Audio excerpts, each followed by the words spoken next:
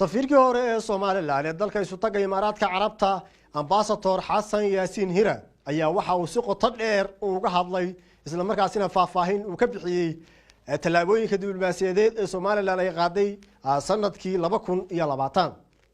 safiirku sidoo kale waxa uu ka hadlay isla markaasina uu sheegay in hoos u dhac ku yimid xiriirkii Soomaaliland iyo sidoo kale Imaaraadka Carabta waxaan si gaar ah isu dul taagay mashaariic fashilantay oo Imaaraadku ka waday Soomaaliland haatan khadka ayuu si toos ah ugu jiraa balse waa soo noqon doonaa safiirka bal horta ay isu dul taagno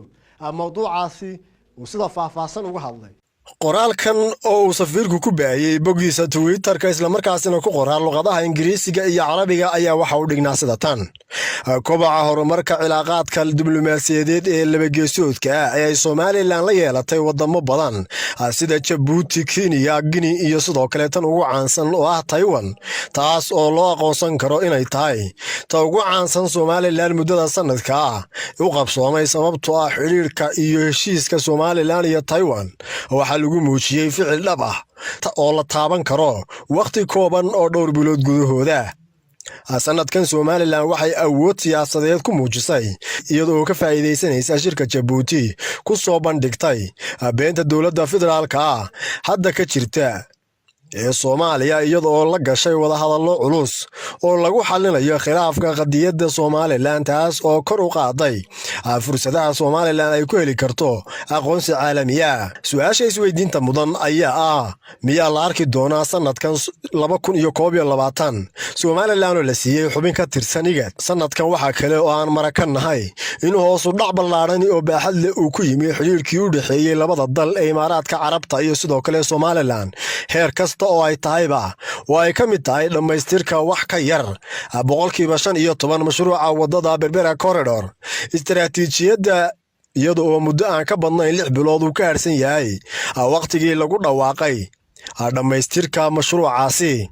haddaba su'aasha isweydiinta mudan ayaa sanadka 2021 mashruucani ma ka mid noqon doona mashaariicdii fashilantay ee uu Imaaraadku ka waday Soomaaliland xaaladaha gudaha iyo mabda'ayga ku saabsan arrimaha qabsoomidda doorashooyinka kala duwan waxa ay kor u qaadi doonaan dimuqraadiyadda Soomaaliland doorashooyinka baarlamaanka iyo dawladaha hoose ayaa la filayaa in la qabto dhammaan gobollada Soomaaliland inta lagu guda jiro sanadda 2021 waxa la filayaa in doorashooyinkaasi ay ka soo muuqdan doonaan shakhsiyaad qaran oo leh jihooyin kala duwan oo xagga fikirka ah oo kor u qaadi doona fikradaha dimuqraadiyadda iyo wareejinta nabadda ee dawladaha waxaana filayaa inaan arki doono diblomaasiyad firfircoon oo ka socota Soomaaliland inta lagu guda jiro sanadda 2021 oo la filayo dhowr wadan oo Afrikaan ahayna inay Hargeysa ay ka furtaan ama ay ku yeeshaan xafiisyo wakiilo iyo safaarado iyo waliba qusuliyado macquul ma tahay ayuu ku soo gabagabeeyay safiirku hadalkiisa in xubin joogto ah laga siiyo IGAD Soomaaliland waa tahay haatanna khadka ayuu safiirku si toos ah ugu jiraa ambassador ku soo dhawow telefishinka bulsho ugu horeyn bal haddii aynu laba qodob iska dul taagno mawduucaasi dheer ee aad ka hadashay waxaad ka hadashay in Soomaaliland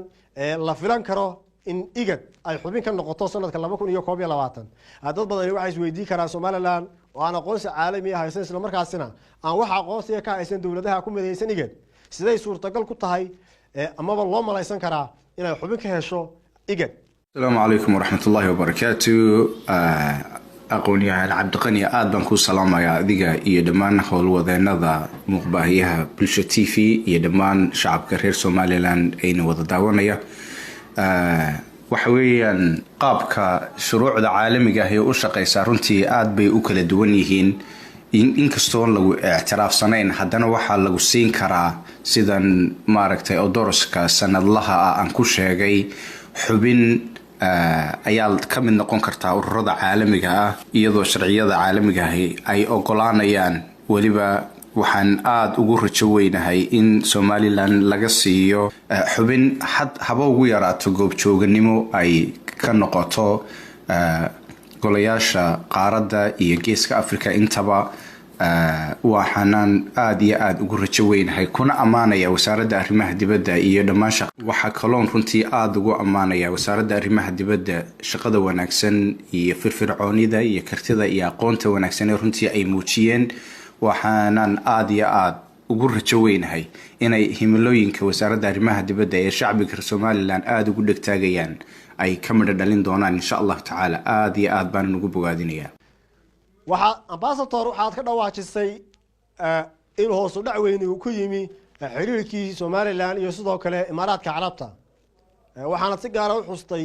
inay fashilantay mashaariic Imaaraadku ka waday Somaliland bal anaga iyo daawadayaasha kala socda shaashada muqbaahiyaha telefishinka bulsho faahfaahin dheeriya naga si arintaas waxaan filayaa walaal dhammaan shacabka Somaliland meel kasta ay joogaan inay aad uga warhayaan hoos u dhaca baaxadda leh runtii ku yimi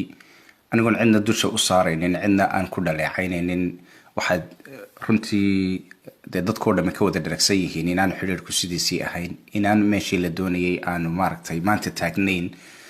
oo wadamada cusub in saaxiibka la nahay Taiwan ka mid tahay maaragtay Djibouti ka mid tahay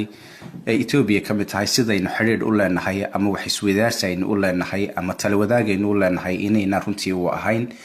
waxyaabihii runtii faraha badnaayee wadanka lagu heshiiyey inay ka qabsoomaan inaanay runtii ka qabsoomin waynu arkaynaa marka runtii taa maaragtay taxliilkeeda iyo kafaaloodkooda kaas iyo soo bandhigitaankooda kaas uma baahnay in wax badan laga bixiyo kulli wasaaradda su'aashani tahay in la weydiiyo aad baan ku salaamayaa waa tahay aad iyo aad u mahadsan tahay daawadayaalkaasina wuxuu ahaa safiirkii hore ee Somaliland ee dalka isu tagay Imaaraadka Carabta ambassador Xasan Yaasiin Hira